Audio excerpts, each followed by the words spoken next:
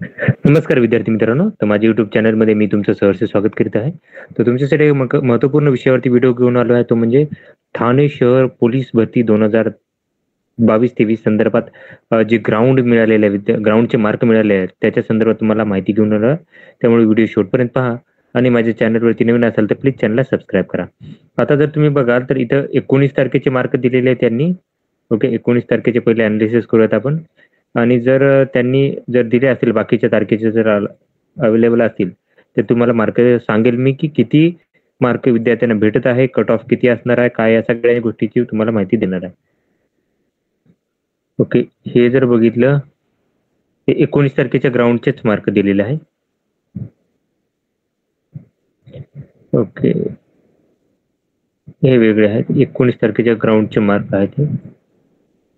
तर तुम्ही जर पाहाल तर 19/6/2024 रोजी मैदानी चाचणी मध्ये मिळालेल्या गुणांचे मार्क यांनी काय केले की प्रसिद्ध करण्यात आलेले आहे. तर टोटल आता इथे काय केलेत बघा, जर तुम्ही यादीनुसार पाहाल तर ठाण्यासाठी पहिल्या 19 तारखेला जर बघा 139 विद्यार्थ्यांचे मार्क यांनी प्रसिद्ध केलेले आहेत.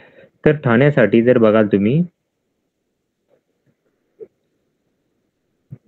तर यांनी टोटल ग्राउंडचे मार्क दिले तिथे. सॉरी, 139 आणि इकडे 2 कॉलम मध्ये दिलेले आहेत.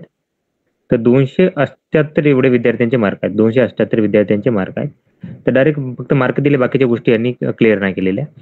तर याच्यामध्ये जर पाहाल तुम्ही तर टोटल आता या पहिल्या पेजवरती जर बघाल तुम्ही तर ऑलमोस्ट 33-66 विद्यार्थी आहेत. 60-60 विद्यार्थी पकडू, ॲव्हरेज आपण 60-65 विद्यार्थी आहेत. तर 60-65 विद्यार्थी जर बघितलं तर 40 पैकी एक विद्यार्थी दिसत आहे इथे. त्याच्यानंतर दुसरा 41 आहे. त्याच्यानंतर ना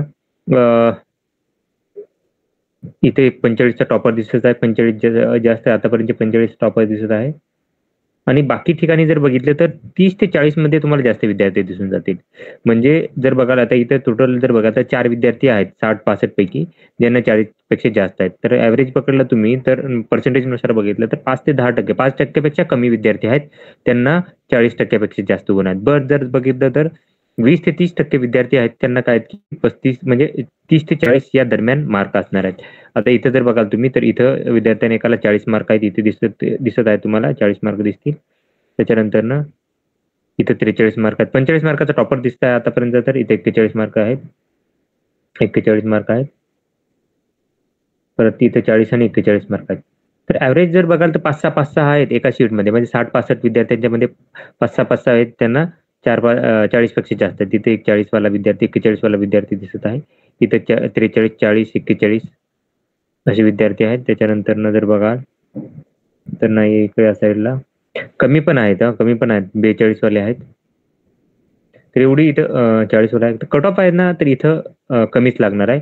ज्या विद्यार्थ्यांना 25 पेक्षा जास्त विद्यार्थी आहेत ते तर डायरेक्ट क्वालिफाईड आहेत ह्याच्यासाठी, म्हणजे पुढच्या ह्याच्यासाठी. पण 1:15च्या रेशिओने त्यांना बोलवण्यात येणार आहे. तर तुम्ही बघाल तर ॲव्हरेजनुसार जर पाहिलं तुम्ही तर हार्डली एक 5 ते 10, 5% पेक्षा 5% 10% पकडा की त्यांना 40% पेक्षा जास्त गुण, 40 पेक्षा जास्त गुण आहेत. बाकीचे पकडले तुम्ही तर एक 10 ते 20% विद्यार्थी असे आहे, 20 ते 30% असे पकडा तुम्ही, 25% पर्यंत त्या विद्यार्थ्यांना काही 30 ते 40 अशा दरम्यान मार्क आहेत. तर जो कट ऑफ राहणार आहे तो काही 20 ते 30 दरम्यानही असू शकतो, कारण तुम्हाला टोटल 666 विद्यार्थी बोलवणार आहेत. 6,666 विद्यार्थी ठाणे सिटीसाठी बोलवले जाणार आहेत यासाठी, लेखी परीक्षेसाठी. त्यामुळे कट ऑफ आहे तर हा यांचा कमी राहणार आहे ठाण्यासाठीचा. तर ही माहिती होती. तर अशाच महत्त्वपूर्ण अपडेटसाठी माझ्या चॅनलला सबस्क्राईब करा, व्हिडिओ लाईक करा आणि इन्फॉर्मेशन मित्रांसोबत शेअर करा. धन्यवाद.